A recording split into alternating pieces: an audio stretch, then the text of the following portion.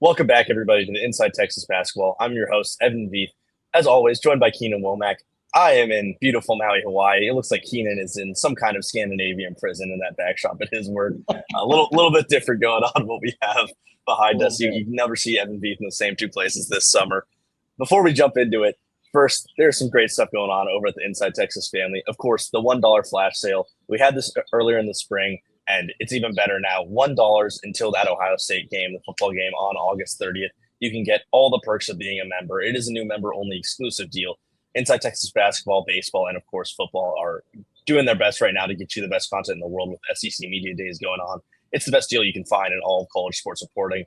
And then, of course, our very own Paul Wadlington has released his 2025 Longhorn Football Prospectus, the yearly Thinking Texas Football. It has got everything you need from Texas football to recruiting, which our own Eric Naleen has put in a great article for, and just the SEC in general. If you're a football fan and you like Texas, this is something that you must purchase. The link can be found in the description.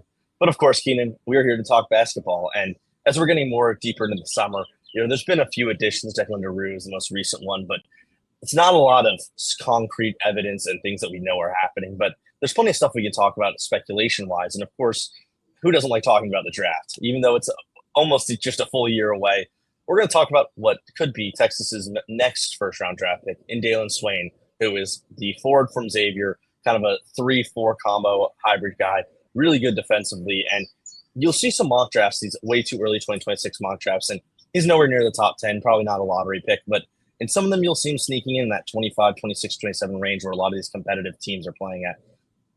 Keenan, why would you say that that's from just the first part of his profile? What makes him someone that you're even putting in conversations to be, as a junior in college, first-round pick? Yeah, I mean, most of it is like defensively, he's awesome, right? 2.2 stocks per game last year, 1.6 steals and about a half block a game. So he's a guy that is kind of a two-way prospect. He's big, he's 6'8", 230. I talked to a bunch of different people after I wrote that article, including a former Texas basketball player who we'll have to have on at some point. But I was chatting with him about it, and he was concerned maybe about Swain's size if he does play the 4 in the SEC. It's a very physical league. What I like about Swain as a pro prospect, though, is that like if they decide to play him at the wing, which they probably will in certain sets. Again, it's more positionless, but it's kind of like bigs and guards. That's kind of how Sean operates the team. But, I mean, he's very good with his handle, right? Like, if you get him on the perimeter and he's attacking the basket, he's very good at driving to the rack. He's physical. So, I think he was second on the team on Xavier last year in rebounds per game, and he was playing, some perimeter, some interior. So he's a guy that's physical and has motor. Obviously, the big question mark is about his shooting, right? I mean, he was 25% from beyond the arc last year, and he didn't take a lot of threes, right? He took maybe something like, less than 1 per game. I think he maybe took like 28 on the whole season or something. I'll have to check me on that exactly, but it wasn't a lot of threes per game. Like the volume wasn't there, the consistency wasn't there, and he didn't shoot off the dribble well at all. He was like 33% effective field goal rate off the dribble, which is really bad. But if he's a guy that can develop it all from 3, right? Like he considering some of the pieces around him, they're going to need him to shoot. Yep. This is a team that I love the front court. I think the front court is super competitive. I think it's really, really good. And I think they have a lot of depth at both center and at power forward. Not as much depth at the guard position, but I'm not so much concerned about playing lead initiator as I am someone being able to shoot off the catch, right? And now you'd think Camden Heide would be that guy, and he's the guy that would play the 3 as a player that isn't necessarily fit the bill to play shooting guard, but is a guy that should be able to theoretically space the floor, especially in an offense that is all about off-ball movement and creating off-ball screens and creating movement shots. I mean, if Heidi's your shooter, Swain has to be able to do that to an extent as well. And I think that that's kind of the crux of his argument to whether it's an upside swing is basically what they call it in scouting. Is like, if he can learn to shoot, even like he doesn't need to be a 38% 3-point shooter. If you get to 34%, I mean, that's a big increase from where he was last year. But if you can get to that, his ability to attack the basket will become so much more effective because he'll be able to attack closeouts, right? Like you can't just leave him on the perimeter and guard him 10 feet off because he's not going to be able to hit the three. And what I always think about when it comes to this kind of thing is the Mavericks in 2024 when they played the Celtics in the NBA Finals. The reason that the Celtics were able to beat the Mavericks is because they just let their guys shoot threes. They knew that they didn't have a bunch of great catch and shoot guys. They let them kind of bomb themselves out of games by taking a bunch of bad threes, even open threes that were bad because they didn't connect. So, the argument for Swain as an NBA prospect is like he's a two-way guy. He's athletic. He's active on defense, active hands, creates turnovers, and he's good driving the ball. But I think really if you want him to be a first-round pick, and I noted this in the article, the shooting has to improve, and he either has to kind of decide whether he's going to be a perimeter guy or an interior guy. And if he's an interior guy, he's going to need to put on weight because he's 6'8", 225 right now, which is big for college. But like you look at some of these fours in the NBA that weigh 260, right? So I think, he's a guy that of the prospects on this team clearly is the best pro prospect. I don't think that's a question, but it could be a situation where he has a great year and then Texas comes in with a big NIL offer and they get him back for a senior year. And then after that, he could go pro. I mean, you saw in this last NBA draft, a lot of upperclassmen got drafted, right? Cedric Howard was a guy that went, almost top 10. Nate Clifford was a guy that was, the 24th pick. And there are roles for those kind of guys in the NBA, especially wings. Like we watched how Boston, like pretty much any NBA team over the last 10 years that's won a championship has had strong defensive wing play, even if it's not their starter. So a guy like Swain provides a lot of value on the perimeter as a defensive asset. So I think that if he wants to make it the next level, the shooting has to improve, obviously, but I think there's definitely potential. What I think, it's not a one-for-one comparison, but when I think of what the path to the NBA is for Swain, the one guy I think of is someone who got drafted a year ago, 28th overall, which is Ryan Dunn from Virginia. He only averaged 8 points per game. He left as a sophomore, so he'd have an extra year on Swain, but left as a sophomore, averaged 1 3-point attempt per game on 20%. Still went 28th overall it was the Nuggets, and then the Suns ended up grabbing him. And, it's been a tough transition for him. You don't want to get drafted by the Suns. That's probably the first part of it. But this is a guy who he was probably more of an elite defender coming out than Swain looks like at this moment in time. But that's another 6'8" guy is he a small forward? Is he a power forward? Still got drafted in the first round because when there's that kind of defensive upside for a player, you see what the Thunder look like this year and you say, man, just go run at someone, go attack on the perimeter. And that's what Swain's going to do for this Texas team. He's going to look more mature defensively against some of these younger point guards. Some of these SEC teams that maybe aren't in the top 5 where you're seeing Florida have 2-3 lead ball handlers that are just going to be really good. But when you're getting to those maybe Vanderbilts and the LSUs and even A&M, he's going to be able to attack some of their perimeter ball handlers really well, and that's going to work well for him. But like you said, that in-between is where it's going to hurt him is in the current NBA, there's starting to be more teams that want to run double center, double big man, Thunder, Cavs. Those are the kind of teams that you look at for that.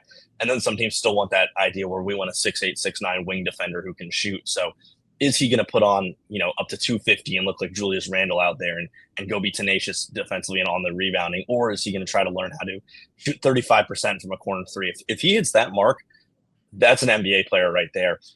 I do think that is, of course, his main downfall as a prospect. But like most of what you said, it's all about what he can bring physically and intangibly that makes him look like a first rounder. And I do think that Texas, if I had to guess right now, the main goal for him is to drop that NIL deal, bring in some top recruits this next class, and then have him come back. But say it's Swain's camp right now. What do you think they're doing most, apart from maybe that shooting, at this moment in time to get him to be both ready for next season and, hey, let's make you into an NBA player? What are they trying to mirror of some pro players' games? I think Ryan Dunn's interesting, but I mean, again, like I watched a lot of Ryan Dunn, and that's like one of the best defenders I've ever seen at that level. I mean, truly, like the mobility, the footwork, the physicality, despite not being as built as some of the other guys who played his position. I mean, like that's like kind of a one-of-one type of prospect. I understand where you're going with it though, for sure, because that is something like to model your game after if you're not like a great offensive player. But I think Swain's gonna have to be more two-way, right? Like he's going to have to, and like I said, that shooting really plays into his ability to attack the basket because he's a guy that once he gets downhill, it's tough to stop because he's physical at the point of attack. Once he gets to the rim, he can finish through contact. He had a lot of instances of that last year where he was really impressive. And The other thing that stands out about Swain too, and I wrote about this as well, is he was really good in big to big screens, right? Like as the ball handler. Like he ran those with Zach Fremantle quite a bit at Xavier, where Fremantle would be the roll man and he would kind of make decisions out of the pick and roll as the ball handler. And, usually that decision was him driving because he'd get the switch on the defender and he would just have an advantage on their big because Fremantle's like 6'11" or something. So I'd like to see that with him and Matas this year. I think that could work really well in certain sets. And again, like Miller's offense is not all about one guy being the lead initiator. It's kind of like playmaking by committee. You need everybody out there kind of making those reads on the perimeter and setting screens, and you need everybody to be able to do that to some extent. So I think if he can, it's a matter of kind of improving a few things, but like the framework is there definitely for a guy that can play minutes in the NBA. It's just the shooting is like the crux. Like that is what has to improve if he's going to get drafted next summer for sure. I think that's the most important thing, followed by, if he can continue, because he had good playmaking numbers last year, right? I think 2.5 assists a game, something like that. And, fewer turnovers than assists. I don't remember exactly what his ratio was, but it wasn't bad for a perimeter guy who isn't the point guard or isn't even really a guard. He's more of a wing / forward. So, yeah, I mean, the playmaking is super huge. It's just like being versatile in the positionless system is so important. And I think that's going to be one of the mainstays for Miller's offense this year is, can they get these guys to perform multiple different roles on the offensive end? So Texas has had a decent run since 2015, especially with big men. You got Miles Turner and Kai Jones for about 6 years, where they were first-round pick after first-round pick, top 10 guys. Mo Bamba is one of those. Then Trey Johnson this past year is maybe restarting that clock of these NBA level players. Swain is pretty obviously that first guy on the team who is the most ready to go to the NBA, whether that be a first-round pick this next year or waiting another year or just a second-round pick. Who, for you, is number 2 on this team that has the most ability and youth and property to become an NBA player either next year or the year after? I think it'd be Matas just because of the height and some of the ability to short roll pass and just like being more versatile. There's just not a lot of NBA prospects on this team at this point. I think there's a lot of guys that are good college players, but I don't really see a guy outside of Swain that's on any boards that, I've talked to scouts and I haven't heard any of them say anything about really any of the other guys on the roster right now that look like NBA players. I think it's Swain kind of in a camp of his own. And maybe you get a huge leap from Matas Vokutitis this year, and maybe he's on some lists going into next season. But I think right now Swain is definitely the guy. Yeah, and that was kind of expected with how the Texas team was going to be built for 2025. And, of course, recruiting is where you're going to get those top guys. We're going to jump into that a little bit more after we hear from Luxe. This video is brought to you by Luxe Kitchen and Bath. Luxe has been offering high-end kitchen and bathroom remodels for 3 generations throughout the greater Austin area. With 5-star review after 5-star review on Google and Facebook, and an A+ rating from the Better Business Bureau, you can put your faith in Luxe Kitchen and Bath's award-winning designers and skilled craftspeople to bring to life that dream vision of your special home. But that's not all. Luxe's all-star team provides full remodels, large additions, and even commercial build-outs as well. So call Luxe Kitchen and Bath at 833-358-LUXE today. Or visit luxekitchenbath.com to discover where quality meets luxury and begin the process of transforming your home. Get a free quote today by calling 833-358-LUXE. That's L-U-X-E. Or by visiting luxekitchenbath.com. Link in the description. I don't have the numbers in front of me, Keenan, but I bet if you looked at the last 5 lotteries that happened in the NBA draft, of course you're going to have your Cedric Cowards, the types that weren't top recruits, but most of the time, about 85% of these guys were top 50 recruits, either the year they came in, one and done, or take an extra year like Colin Murray Boyles from South Carolina, now top 10 pick. So, of course, recruiting is going to be important to get future NBA players. And that's where it starts for this Texas team heading into 2026. Right now, Bo Ogden is a big name for the Longhorns. If the Ogden name sounds familiar, it's because his dad is the general manager of this Texas basketball team. He's from Austin. That's where his hometown is. And he's starting to get a little bit more buzz as a prospect. He's a 6'6" wing, probably more of a shooting guard. He said himself in an article that Joe Tipton released, he sees himself now as kind of getting that Ty Jerome role, that big wing, but also ball handler, guard for sure, great shooter. But he said that Texas is the kind of place that he really wants to go to, and of course, as a hometown and the family connection. But what seems to be the biggest fit for him as a team, What is he looking for most in this recruitment, and how can Texas bring that to him? Yeah, I mean, he's definitely like taking visits, right? I think he's visiting Tennessee. He's visited Purdue. He has interest. It's not like a lock that Texas is necessarily going to get him. I think they're in very good standing with him, but I don't know that it's a lock, right?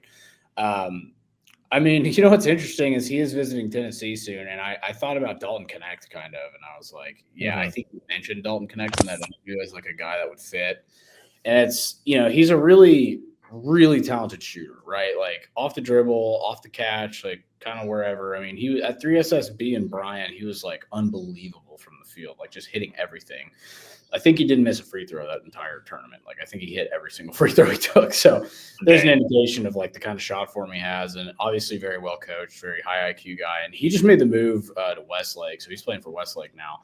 I think any system that's going to get him good looks off the catch is a system that's going to work for him. And that's kind of what Sean Miller's whole thing is, right? Like create these off-ball mismatches using screens and get your guys good looks. And, hell, I mean, he could probably play some minutes for this year's team considering his ability to shoot, right. Considering that's kind of the weakness of this team at this point from my bird's eye view, I suppose, is I don't know who's going to be the main shooter on this team. I think it'll probably be Heidi.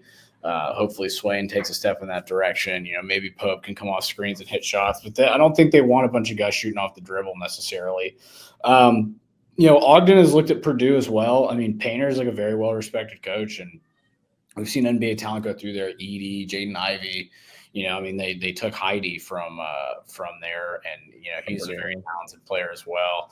I think Texas is in good standing, but I mean, they're going to have to fight this one out. Ogden is only climbing the recruiting rankings. He's a super talented scoring guard, and he's 6'6". Like that's like elite size, and he's really going to be able to showcase what he can do at the highest level of high school basketball at Westlake this year.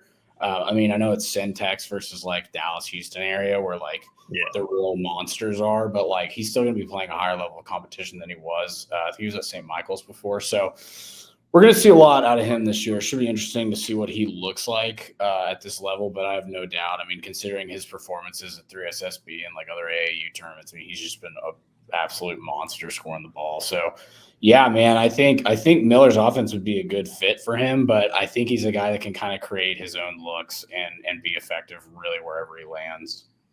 Yeah, this isn't the type of recruit because he's gotten so much national attention where you can just go, Miller has to get this guy. There's no way he can't. Westlake kid, his dad's on the coaching staff. He's too good to just say he's going to pick Texas, which right now is a tier 2 program. It seemed like Purdue is just a better program in college basketball. We'll see where Texas is in a few years. But Ogden, what he did say, there's a few quotes at the end of this Joe Tipton article that are pretty good endorsements for Texas. He says, I love Coach Sean Miller. He's been really good, and I love their system. It's been good to get to know those guys recently. Mentioned that he really likes the 3-guard lineup they do, and that he's going to visit at the end of August, which is an important piece of things because he says he plans to sign in the first signing period, and somewhere where there's a good connection with the coaching staff and where he can play early with a good fit is extremely important. And it feels like that's what Sean Miller's Texas team can give this kid.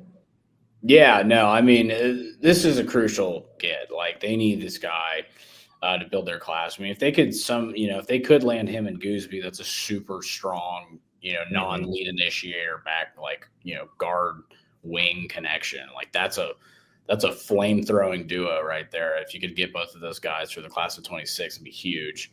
But yeah, I mean, I like where Texas stands, but there's still work to be done for sure. So as we move on to some more recruits, another big-time one, maybe even more big-time than Ogden, is Bryson Howard, Heritage, Texas, out in the kind of the Frisco area. He's already taken an unofficial visit to Texas as well as SMU and Houston, and he likes that close-to-home nature. He loved Trey Johnson when he came to visit Texas, is one of the things he said. Another shooting guard type like Ogden and Gooseby, but he's starting to get the blue bloods coming into his territory, Kentucky's, Dukes, Kansas's. What's it looking like for Texas with this recruit? Because it's going to be real hard to battle when these true blue bloods are coming in saying, we want this kid from Dallas. Yeah, I mean, so for those who don't know, he's Josh Howard's kid, former Maverick forward, played for the Mavericks for I think 5 or 6 years. One of my favorite eras of Maverick basketball. Josh was a super good player. His kid's at I believe at Heritage High School. Yeah, he's a guy that burst onto the scene in the last like 6 months, right? He was a guy that was, 3-star, getting a few offers, to a guy that's solidly a 4-star, could climb even higher. I forget where he was in the new rankings, but like jumped like 100 spots or something. Yeah. Killing it in AAU. I mean, just a big kind of shooting guard wing. And we know Miller likes the size on the perimeter. That's like super important to him. So, yeah, I mean, I don't know where Texas stands. It's pretty early with Bryson. But, I mean, for the legacy thing, it'd be fun to have a guy like that on the roster. But, yeah, he's ranked 26th nationally now. That's a big climb, and he's looking in state, I believe. SMU, Houston, Texas, these are the schools that he's kind of looked at. But, yeah, man, when you get Kentucky, Duke, and North Carolina knocking on the door, Kansas, UConn, I mean, these schools are starting to inquire, and it's going to be tough to battle them. But, I mean, you don't become a good program unless you win recruiting battles like these. Yeah, and the in-state connection for these Dallas players it's going to be helpful for Texas, and maybe them being in the SEC can jump them ahead of Baylor in some of these recruitments. But Houston, man, that's a wagon, so you got to be aware of that. There's 2 more guys that we're going to get to quickly. Marcise Ponder just recently announced his top 7-ish schools. Of course, Indiana's there, but Texas is also there. Kid from Miami, a big 7-footer, rising senior, number 71 player in the class. What do we need to know about him and his relation to Texas? Yeah, I mean, he's been talking to Miller. He's he played the DMV Live, which is like a big event for these guys. He has only taken one visit, I believe, to Providence. But yeah, he's a guy that I think is going to visit campus. He said he had interest in that, but I mean, he's just a big man. I think he's 7 foot. Yeah, 7-footer. So he's a guy that's a 4-star solidly. He's not like a top 25 guy, but he's a guy that you can maybe get for 2-3 years who can make an impact at the center position. And we know that Sean loves size. You've looked at all the guys he's brought in recently; they're all huge. So he's another guy that you should just kind of keep your eye on for the future. He's probably a guy that'll visit in the fall. And then lastly, we have Deron Rippey, who we've talked about before. This may be one of the best players of the ones we've talked about. Top 20 prospect, down to 12 schools. Texas is involved. He's going to be visiting September 19th to 21st, but a lot of schools, your Kentuckys, your Kansas, your Tennessees, Duke, Indiana's always there. They are going to be a pain in Texas's side with a lot of these recruits they're going after, similar system. What is Rippey looking for in a school, and where's Texas play into this? Yeah, well, Deron Rippey is really, really fun, dude. He's like super quick, slippery, athletic, likes to get to the rim. There's some momentum with Alabama here from what I've heard. North Carolina is also involved. But, I mean, he cut his list to 12 schools. But, I mean, number 17 prospect in the country in his class, just a point guard. I think he's the 3rd-ranked point guard in 26. So, yeah, I mean, he's a guy that can come in. I mean, yeah, he's visiting, September 19th to the 21st. 40 offers for this guy. So, like, he's all over the map. I mean, a lot of people want this kid. And I think it's going to be tough to battle Alabama, just considering who they've developed over the last few years, and like being able to bring back LeBaron Filan, I think was massive for them. And I think that's going to just further point in the Nate Oates can get guards to where they want to go direction. But yeah, man, it's definitely a recruitment to keep an eye on as he's visiting in September, and would be a huge get for Texas, no doubt. Yeah, part of this NIL cycle we're in is when guys like Phylon don't end up making the NBA. Not only are they giving you 1 year of playing amazing, but they're giving you another year of recruiting. Hey, kid, like I was you. Look where I'm going to be at next year. It's going to be very helpful. But the important thing is that the headline here is Texas is going after these top guys in the 2026 class. Some maybe more likely than others, but they're searching and they're looking for these players that either can be one and dones or long-term, really impactful players on this team. That's going to do it for us here at Inside Texas Basketball. Before we go, of course, that $1 flash sale until August 30th is the best you're going to get in all of college sports for reporting, and specifically Texas football reporting, as recruiting gets even more important. 10-star day we had yesterday, maybe one of the most important days in Inside Texas timeline. So if you weren't there for that, you can hop on the board. Yeah, shout out Homer. Stark is cooking, dude. Stark is cooking. Texas basketball, baseball is also a part of that, as well as the Longhorn Prospectus, what Paul Wadlington has. That's going to do it for us over here at Inside Texas Basketball. I've been your host, Evan Beath, as always, joined by Keenan Womack. We'll see you next time.